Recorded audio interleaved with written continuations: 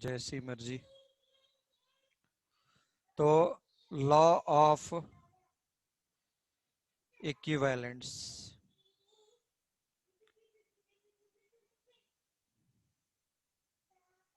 लिखो। What is law of equivalence?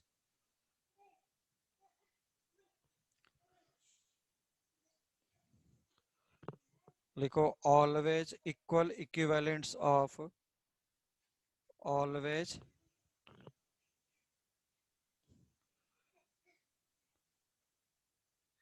equivalence of, always equivalence of reactants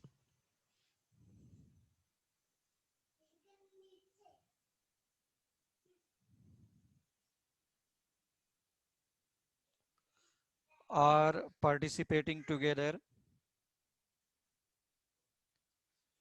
are participating together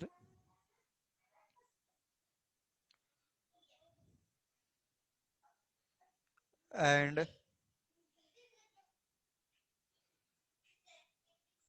equal equivalence of, and equal equivalence of products are formed।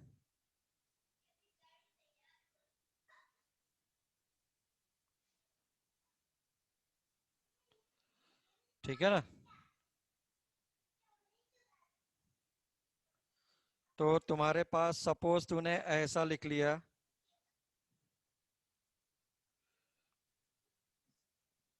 Suppose, तो moles कितने होंगे? 2 moles of A, 10 moles of B and 13 mole of C। But equivalence अगर लिखता है तो law of equivalence क्या बोलता है?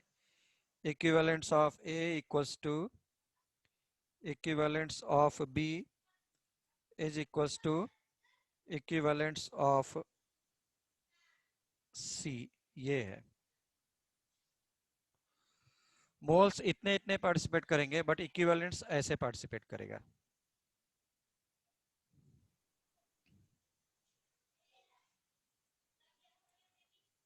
अब इक्विवेलेंस क्या होता था?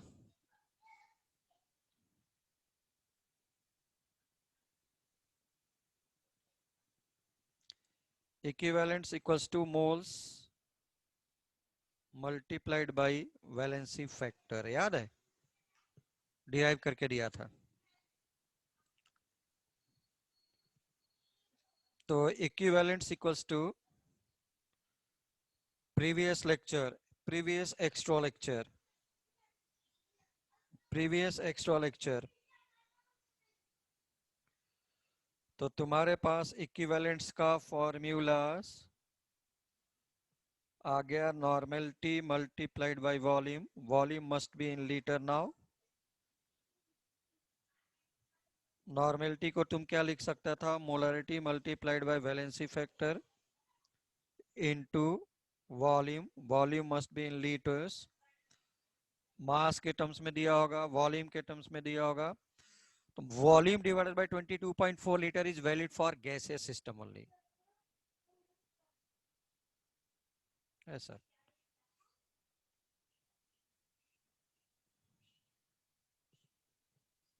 Please write down, please write down.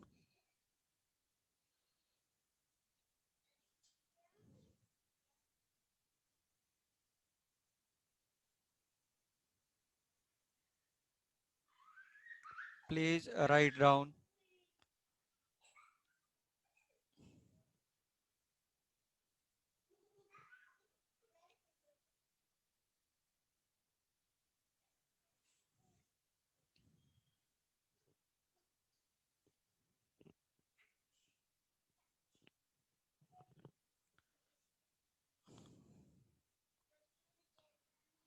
Done. ठीक है, आ जाओ प्रॉब्लम करते हैं तो ज्यादा समझ में आएगा। और इसी में तुमने यूज किया था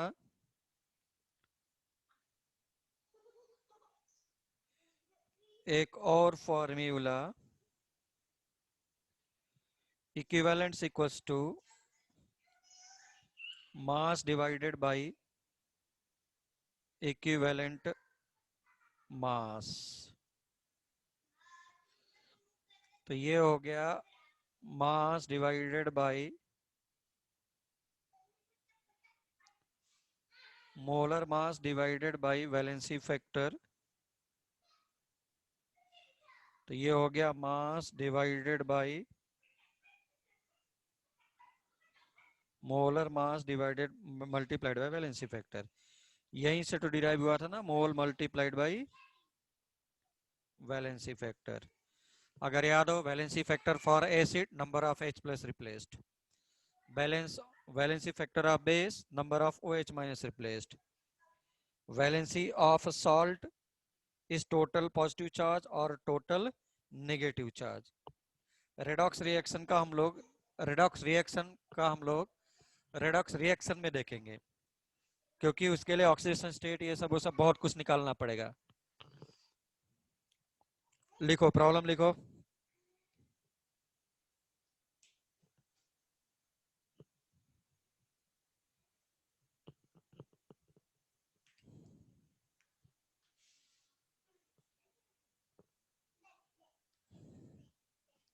लिखो, find out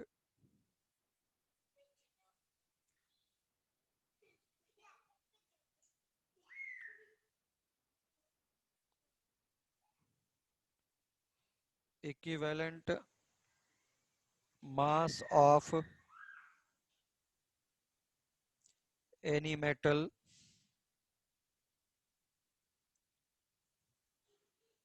if it is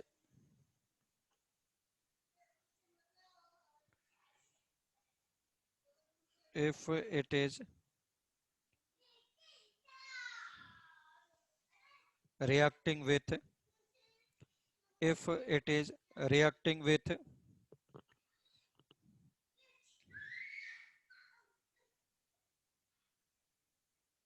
reacting with oxygen,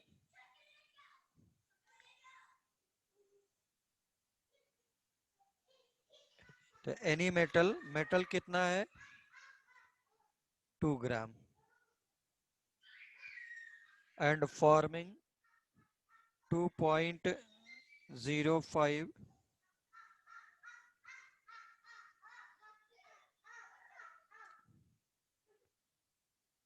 gram of metal oxide.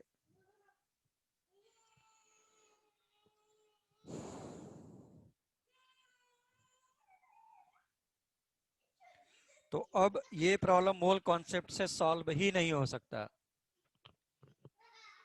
कितना भी कर ले सॉल्व नहीं होगा मोल कॉन्सेप्ट से।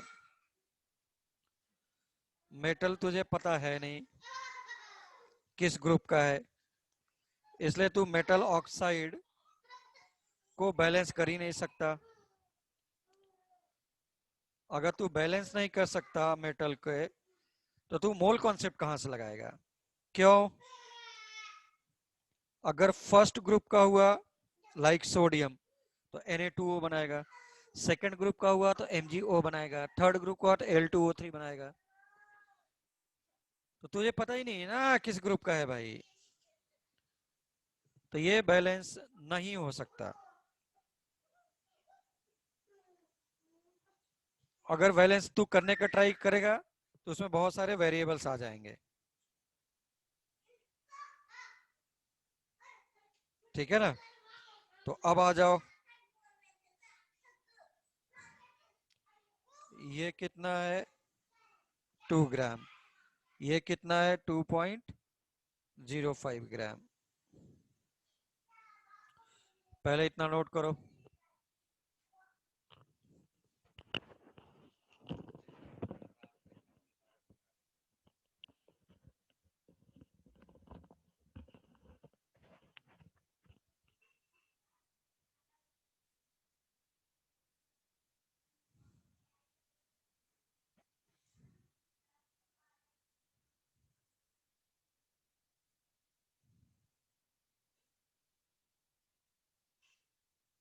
चलो कुछ भी हो जाए,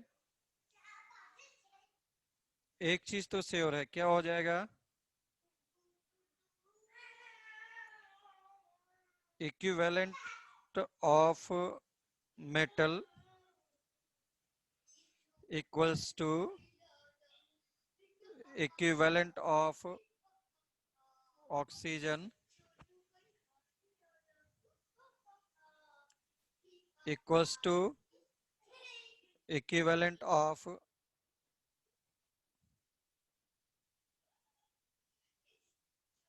मेटल ऑक्साइड। हो गया, ये तो मैं लिख ही सकता हूं।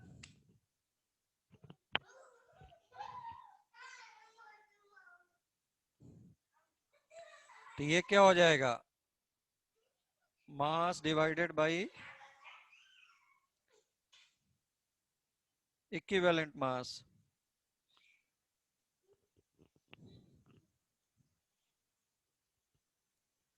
है ना? तो ये क्या हो सकता है? Mass of oxygen divided by equivalent mass of oxygen.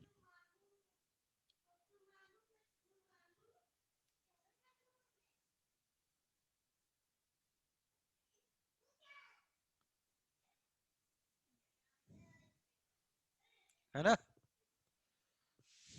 Equivalent mass of oxygen हो जाएगा। रख दो, वैल्यूज रखो सबके।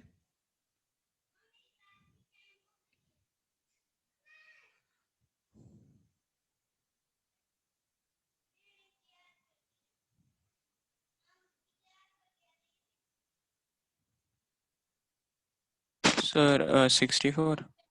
हाँ, देखते हैं इसका मास कितना है, 2 ग्राम। इक्विवेलेंट मेटल कितना है निकालना है। ऑक्सीजन का मास कितना होगा अगर 2 ग्राम? बोलो। 0.5। यस,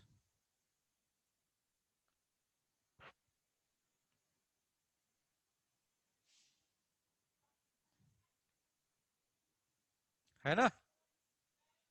ऑक्सी यस, ऑक्सीजन का मास विल बी 0.05। इसका कितना हो जाएगा? Equivalent weight of oxygen already define किया है मैंने, 8। याद है 8 gram of oxygen, 35.5 gram of chlorine, ऐसा 1 ग्राम ऑफ हाइड्रोजन। डेफिनेशन लिखवाया सर था। 0.05 कैसे, वो जरा दिख समझ में नहीं आया। भाई 2 ग्राम मेटल है, 2.05 मेटल ऑक्साइड है। वो अगर अच्छा, ये हाँ नहीं वो, कंप्लीटली रिएक्शन करके पहुंच हाँ गया तो सर इसका सर मतलब सर ऑक्सीजन कितना रहा होगा? 0.05, हाँ है वो ना? सर, हाँ वो गलत लिखा था इसलिए, हाँ। Okay sir. तो बस फिर क्या हो गया, x equals to 8 multiplied by 2 divided by 0.05। बोलो कितना आ जाएगा फाइनल आंसर? 320। हाँ, 3। सर ऑक्सीजन का इक्विवेलेंट मास कैसा है समझ में नहीं आया। डेफिनेशन में जाओ, व्हाट इज इक्विवेलेंट मास का डेफिनेशन लिखो। इक्विवेलेंट मास का डेफिनेशन लिखो, क्या था? मैंने लिखवाया था कि minimum amount of any chemical substance which reacts with 1 gram of hydrogen. 1 gram of hydrogen, है ना? Yes sir. तो 1 ग्राम ऑफ हाइड्रोजन था, 8 ग्राम ऑफ ऑक्सीजन था, है ना? Right sir. तो वो सब इक्विवेलेंट वेट थे। यस सर, समझा। ठीक, गाइस प्रॉब्लम ये तुमको बहुत ज्यादा अभी और ज्यादा समझ में आएगा। ये समझ लो थोड़ा सा हमको प्रॉब्लम हो रहा है और मैं बहुत ज्यादा जा भी नहीं सकता, तो अभी मैं एक फ्लेवर ले रहा हूं, बट इसका detailed version you will get in redox reaction chapter. हाँ, सर ठीक है ये ना? पहले पहले 3 स्टेप्स फिर से दिखाएंगे, मतलब last slide. Sir, can you please explain it again? हाँ हाँ हाँ हाँ, मैं करता करता, पहले इसको लिख लो। इसीलिए तो बोल रहे थे ना, इसीलिए। और ये सब तो भूल जा कि किसी कोचिंग में हुआ होगा। दोज हुआ प्रिपेयरिंग फॉर जे एडवांस, तो उनके यहाँ पे हो सकता है मिल जाए, वैसे तुझे नहीं मिलेगा ये सब।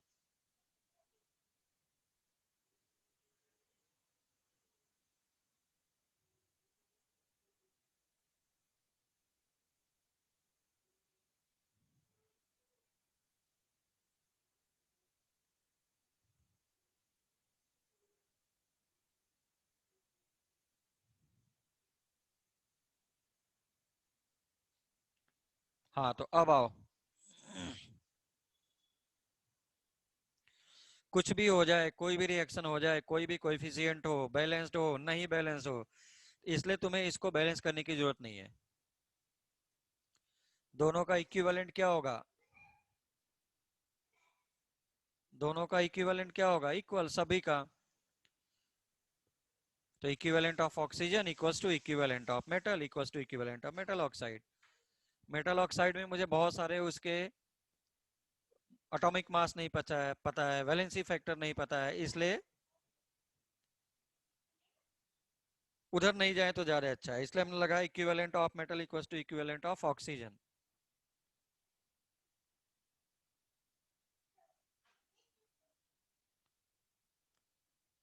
ठीक है।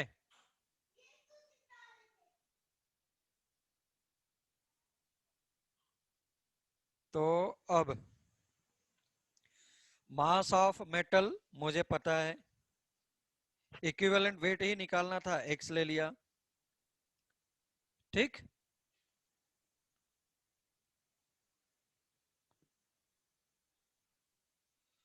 तो इक्विवेलेंट के लिए यहां पे आया mass of oxygen, 2 gram metal था, ऑक्साइड बना 2.05। इसका मतलब 2 ग्राम मेटल रहा होगा तो 0.05 ग्राम क्या रहा होगा? ऑक्सीजन रहा होगा, इसलिए मास ऑफ ऑक्सीजन मिल गया, divided by equivalent mass of oxygen. Equivalent mass of oxygen is 8। ठीक है ना?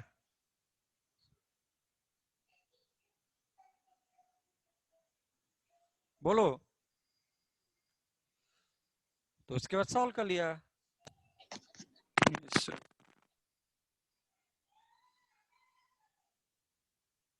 अब बोलो किसी को प्रॉब्लम प्लीज।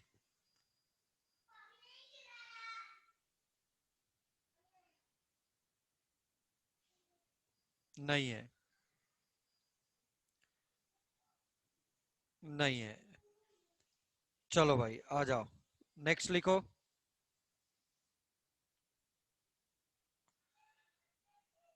नेक्स्ट वन लिखो, if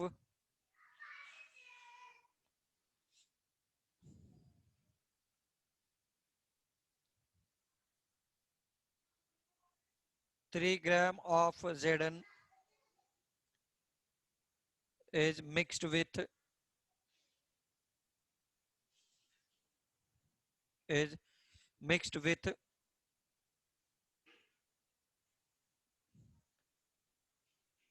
600 ml of H2SO4 solution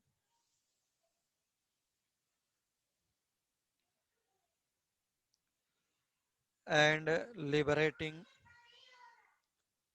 and liberating hydrogen, है ना? जितने भी स्ट्रॉन्ग मेटल्स होते हैं उनको वाटर या एसिड में डिसॉल्व करता हूं तो क्या लिबरेट करते हैं? Hydrogen. Find out volume of hydrogen liberated.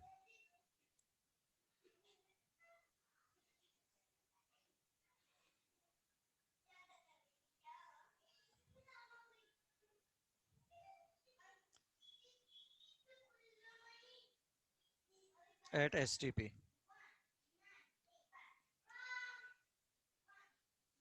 Zn H2SO4 से रिएक्शन is forming ZnSO4 मैं इसको दोनों मेथड से करके दिखा दे रहा हूं तुमको, मास से भी और उससे भी। इक्विवेलेंट वाले से तुमको एक प्रॉब्लम, उससे मोल कॉन्सेप्ट वाले से तुमको बैलेंस करना जरूरी है। इसमें बाय द वे बैलेंस करने का रिक्वायरमेंट नहीं है तो कोई प्रॉब्लम नहीं। लेकिन the beauty of equivalent is जिसका डाटा दिया है उसका इक्वेट कर दो बस। ये देखो हो गया ना, इसका इसके बराबर है, इसका इसके बराबर है, इसका इसके बराबर है। ठीक है, इक्विवेलेंट्स क्या है सभी के, इक्वल है बस। फिर क्या प्रॉब्लम है, यही तो इक्विवेलेंट की सबसे बड़ी अच्छी बात है। मुझे बैलेंस ही नहीं करना है, जिसका डाटा दिया है उसके बराबर रख दो, क्योंकि सबका इक्विवेलेंट सबके बराबर है।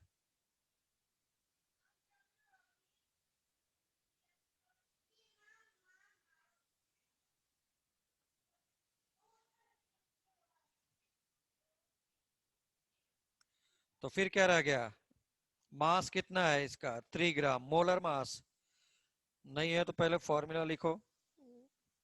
ये सब मैं फिर से करवा दूंगा रेडॉक्स रिएक्शन में।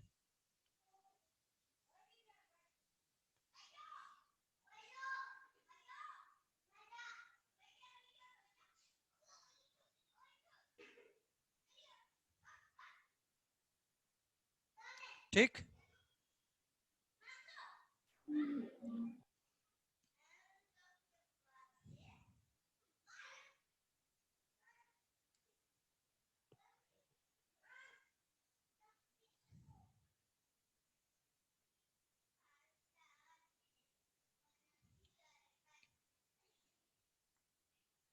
ठीक है, आ जाओ, मोल लिखो, मास divided by molar mass 65। Valency factor पर जितना मेटल पे पॉजिटिव चार्ज आ जाए वही होता है।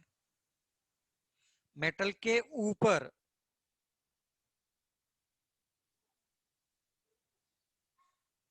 ठीक, तो मेटल के ऊपर कितना पॉजिटिव चार्ज आ रहा है 2।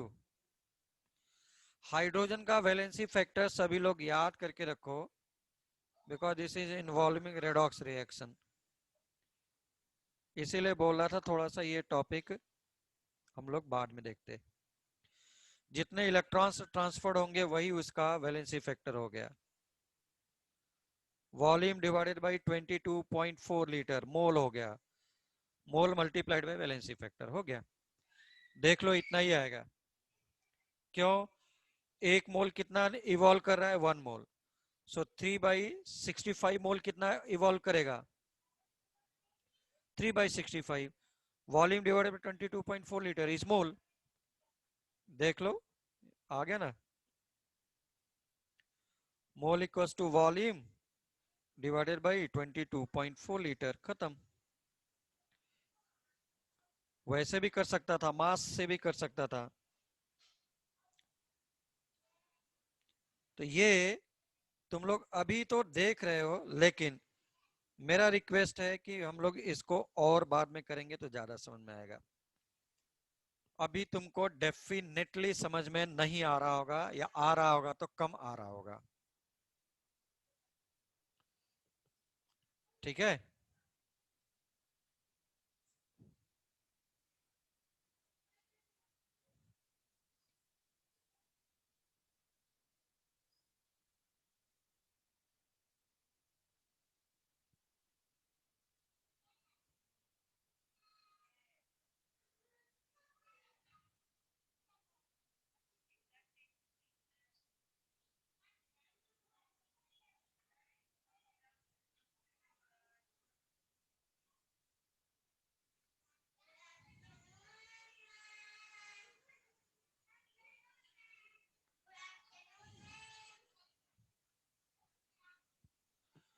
और यहीं से मेरा निकल करके आता है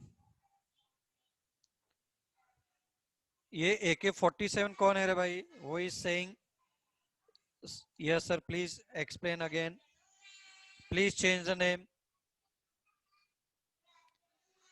पहले नेम चेंज करो AK-47.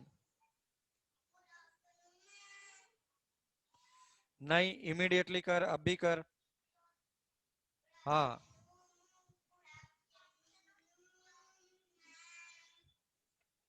क्योंकि मुझे देख करके नहीं, नाम से ही डर लगता है.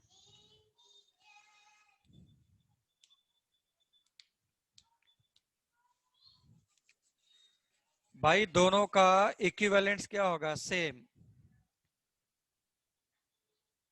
देखो ये रेडॉक्स रिएक्शन इन्वॉल्व कर रहा है. जितना पॉजिटिव चार्ज, क्योंकि सल्फेट 2 नेगेटिव होता है इसलिए इसके ऊपर इतना आया. तो जितना का पॉजिटिव चार्ज नेगेटिव चार्ज का चेंज आएगा वही हो जाएगा इसका वैलेंसी फैक्टर.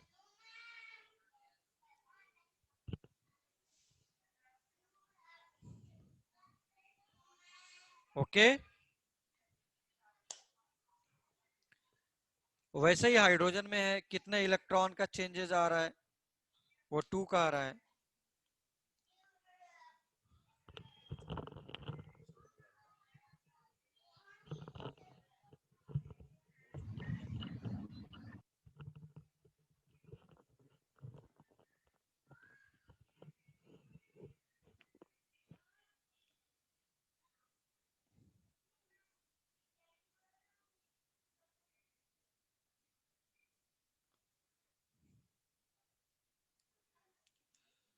थोड़ा सा प्रॉब्लम होगा वैलेंसी फैक्टर निकालने में.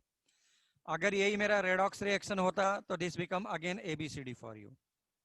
मतलब ABCD तो नहीं होता, कहने का मतलब कि वैलेंसी फैक्टर कैसा है वो समझ में आ जाता है. इसलिए प्लीज थोड़ा सा हैव अ पेशेंस प्लीज. ठीक, कोई प्रॉब्लम नहीं. ये बोलो समझ में आया क्या? Yes sir. तो ये अभी हम लोग नहीं करते हैं. मैं इसको यहीं पर मतलब इस वाले पोर्शन को स्टॉप करता हूँ. सर बट ये मोल कंसेप्ट से भी कर सकते हैं ना? हाँ बिल्कुल, मोल कॉन्सेप्ट से कर सकते हैं ना. ये लो मोल कॉन्सेप्ट से मैं करके दे रहा हूँ. नहीं सर, वो कर लेंगे. मोल कॉन्सेप्ट अगर करना हो तो इसका मोल कितना हो जाएगा? 3/65. 3 gram divided by molar mass. तो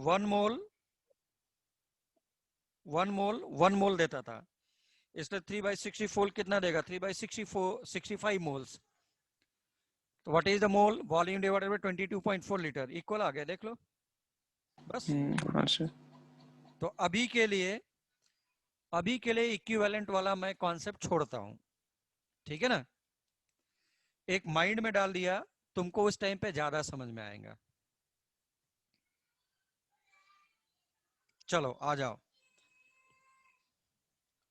तुमसे बोल दूं, एक वर्ड होता है टाइट्रेशन.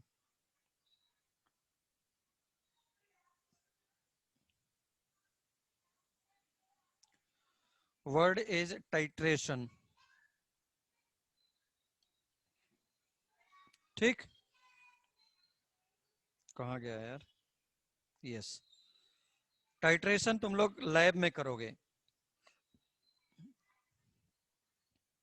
एसिड को ड्रॉप बाय ड्रॉप मैं मिक्स करके रिएक्शन कराता हूं. ठीक है ना?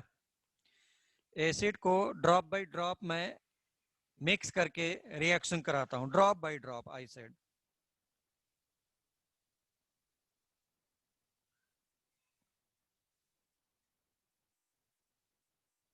वेदांग कोई बात नहीं, अगर मुझे ये वाला समझ में नहीं आया है इक्विवेलेंट वेट वाला, तो प्लीज लीव इट. ठीक है ना? बहुत ज्यादा हेडेक नहीं लेना है. मैं सबके लिए बोल रहा हूं, क्योंकि मैं इसको see this is not in text book, but इसको मैं रेडॉक्स रिएक्शन में पूरा फुल डिटेल में मैं कराऊंगा उस टाइम पर. क्योंकि अभी ये तुम्हें कितना भी समझाऊंगा ये प्रॉब्लम तुम्हारा जाएगा नहीं.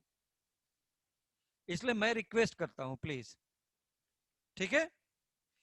मोल से अगर देखना है तो मोल से मैं करके बता सकता था. कि 1 मोल Zn इज प्रोड्यूसिंग 1 मोल। मेरा रिक्वेस्ट है, देखो मैं किसी भी चीज को बोल रहा हूं तो थोड़ा सा सोच समझ करके बोल रहा हूं। तो अपने किसी भी फ्रेंड से पूछ ले, हुआ ही नहीं होगा। For Mayur colony, not for all. Kothrud belt में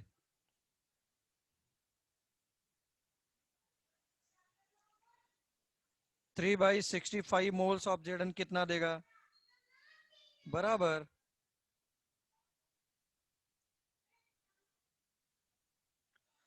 तो मोल मिल गया। मोल ऑफ H2 कितना है? 3/65। वॉल्यूम कितना है? वॉल्यूम के टर्म्स में लिख दे बस।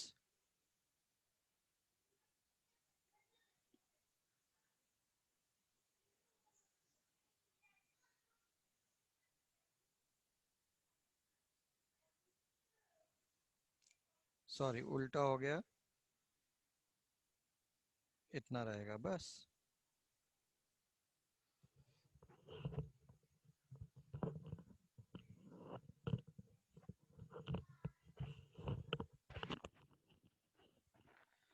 ठीक है ना?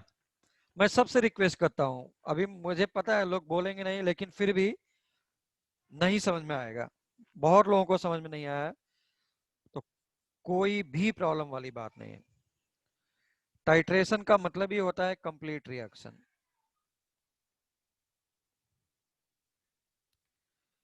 और जहां पर कंप्लीट रिएक्शन हो जाएगा उसको वर्ड यूज करेगा एंड पॉइंट। तो जब भी तुम्हारा प्रैक्टिकल होगा ना, तो ये ऐसा होता है एक पिपेट। पिपेट से क्या करता हूं, वो भी यहाँ पे सपोज 50 ml का 25 ml का रहेगा, ये मुंह से सक करते हैं। सक करने के बाद इस पे अपना फिंगर लगाया, वॉल्यूम में रुक गया, ले जा करके मैंने किसी बीकर में रख दिया ये, और इस बीकर को लेकर के मैं अब ड्रॉप बाय ड्रॉप ऐसे इंस्ट्रूमेंट से, that is called as pipette, यहाँ पे नॉब लगा होता है।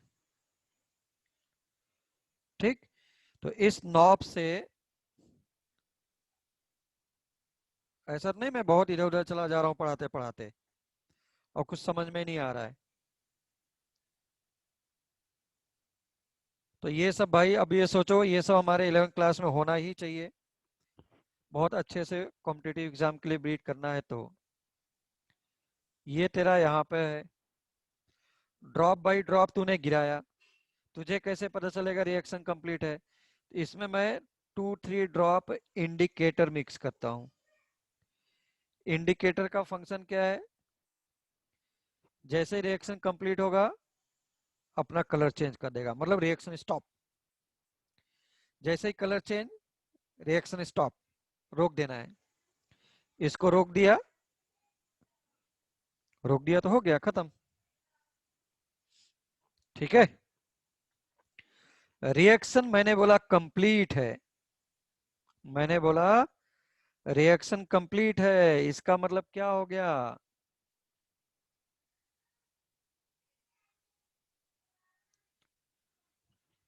Equivalent of acid equals to equivalent of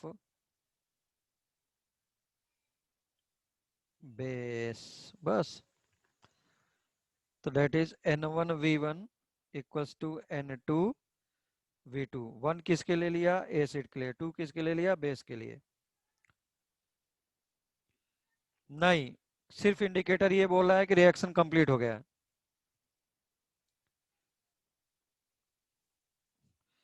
नहीं वेदांग, तू किसी भी मेथड से यूज कर, तेरा आंसर आना चाहिए। इक्विवेलेंट वाला तुम्हारा छोटा हो जाता है, एक लाइन में प्रॉब्लम हो जाता है, तो मैं कराऊंगा, डोंट वरी।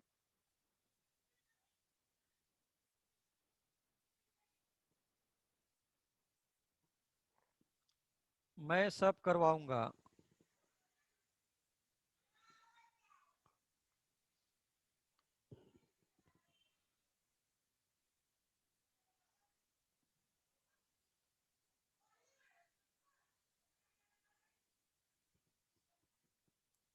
लिख लिया सबने?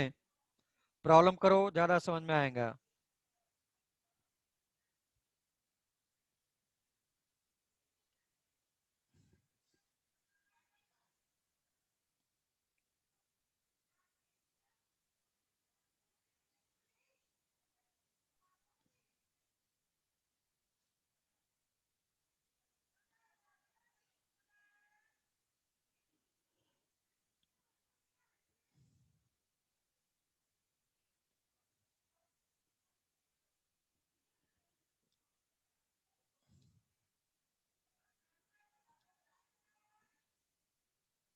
Noted please. 1 minute. यस, लिखो। लिखो if 25 ml of if 25 ml of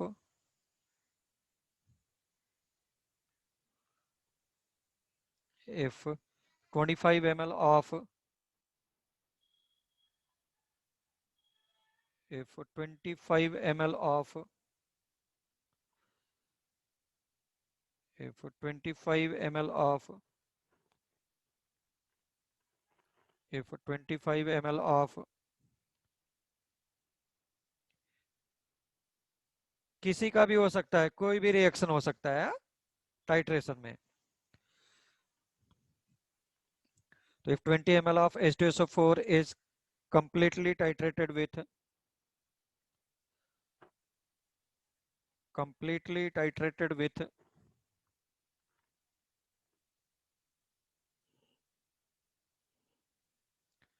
completely titrated with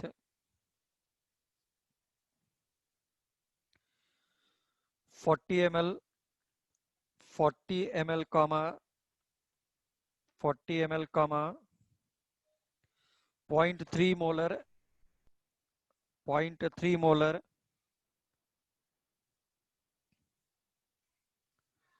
0.3 molar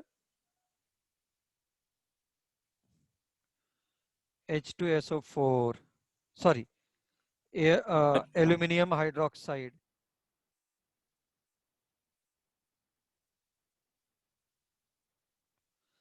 then find out molarity of H2SO4.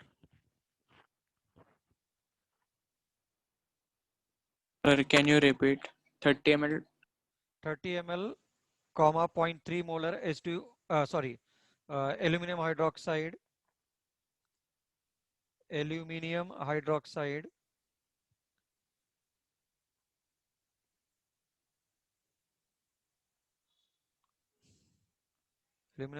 then find out molarity of H2SO4.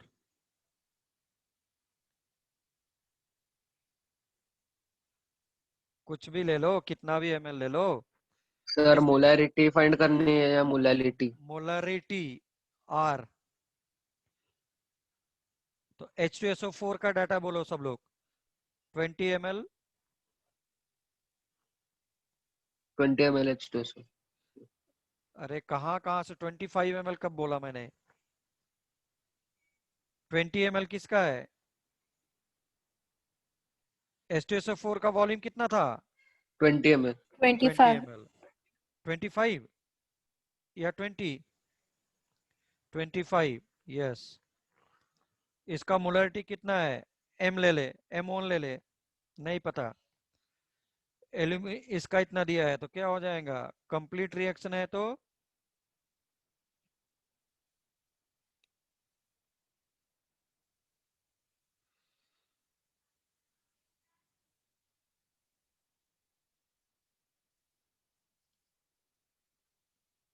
हो गया।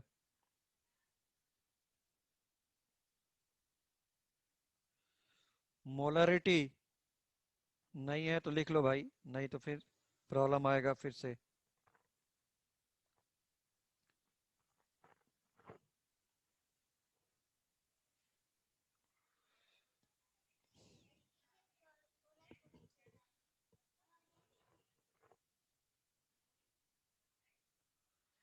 वैलेंसी फैक्टर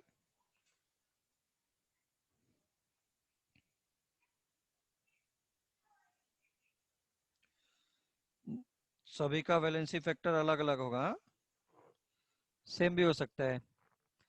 तो मोलरिटी कितना है 0.3, वैलेंसी फैक्टर कितना है 3 OH निकल सकता है। वॉल्यूम कितना है 30 डिवाइडेड बाई 1000, क्यों लीटर में। M2 निकालना है। वैलेंसी फैक्टर H2SO4 का 2H।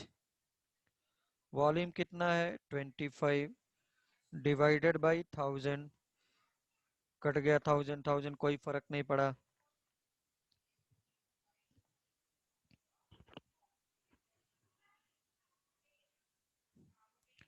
27 इक्वल्स टू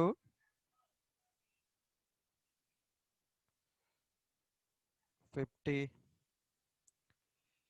M2 कितना है ये,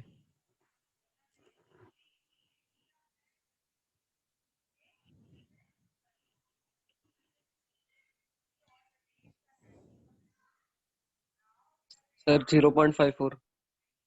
हाँ जो भी हो, आंसर छोड़ो, समझ में आया क्या?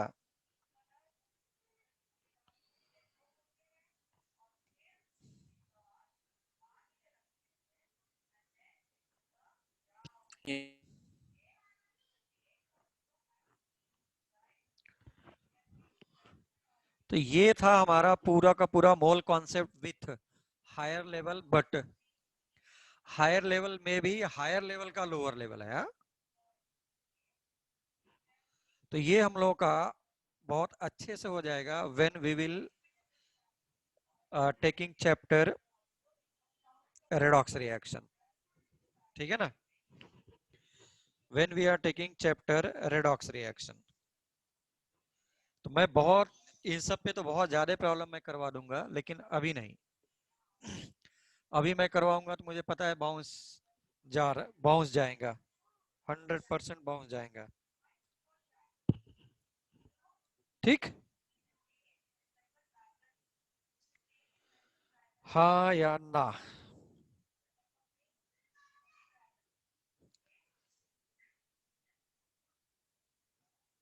चलो नेक्स्ट लिखो प्रॉब्लम। अब इसी पे प्रॉब्लम्स आते हैं छोटे छोटे छोटे, अब सोच लो। लिखो if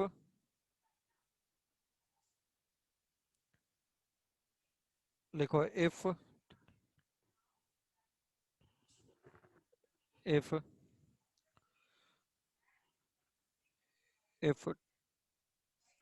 100 ml, if 100 ml HCl, bracket में लिखा 0.1 molar, is neutralized by VML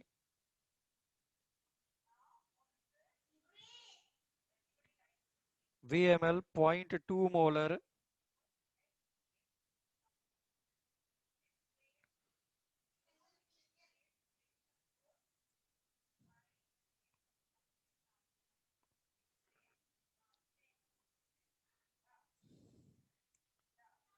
VML 0.2 molar H2SO4, sorry magnesium hydroxide, then find out volume।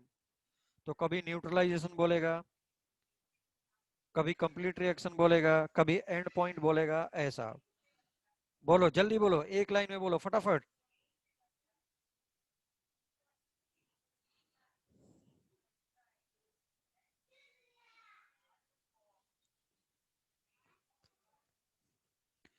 JEE Mains में ऐसे ही छोटे छोटे छोटे छोटे प्रॉब्लम्स आते हैं, जेई मेंस में, not JEE advance. JEE advance का हो सकता है मैं एक भी प्रॉब्लम सॉल्व ना कर पाऊं। समझ में आ रहा है? मैं मतलब तुम लोग।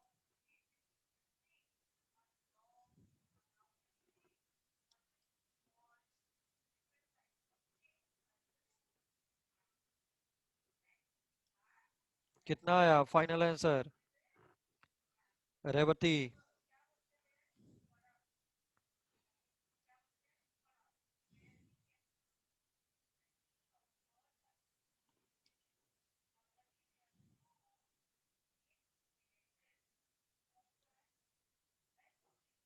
हो गया?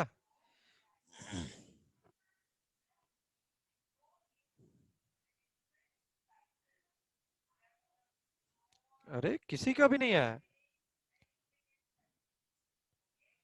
N1V1 of HCl equals to N2V2 of, अब इससे सिंपल प्रॉब्लम कहाँ मिलेगा रे बाबा? 100 मल्टीप्लाइड बाई 0.1 मल्टीप्लाइड बाई 1, चाहो तो डिवाइडेड बाई 1000 कर, नहीं भी कर सकता है। सब लोग का Vedang, this is volume not, yes, so this is V multiplied by 0.2, valency factor is 2, हो गया, divided by 1000, now answer will be in ml, so volume will be कितना आ गया? volume will be कितना आया? 25 ml आ रहा है सब लोगों का। No, sir. अच्छा वैलेंसी फैक्टर सॉरी 2 होगा ना?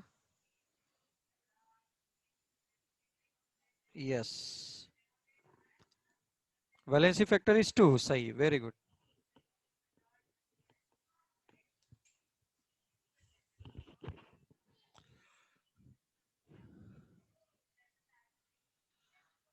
तो भाई मैंने बहुत ज्यादा डिफरेंस क्रिएट कर दिया है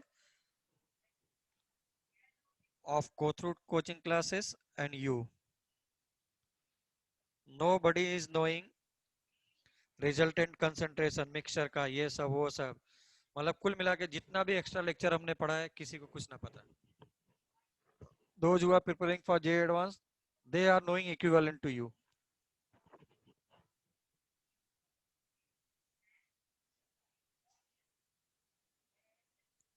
ठीक है ना?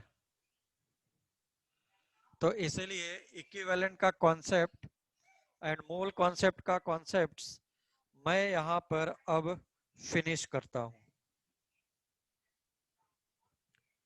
इसके बाद अगर मैं एक्स्ट्रा लेक्चर लूंगा तो that will be on atomic structure, क्योंकि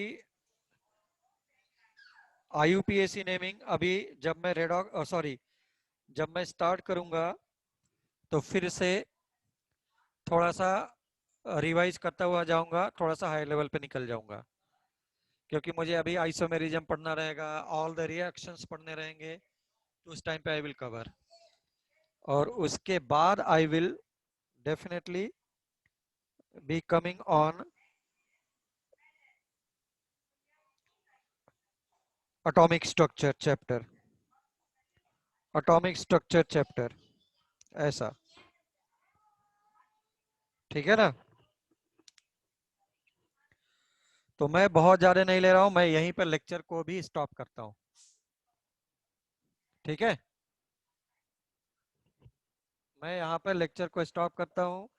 जिसके पास भी रेफरेंस बुक वगैरह एक्स्ट्रा बुक्स वगैरह है वो लोग करते रहे।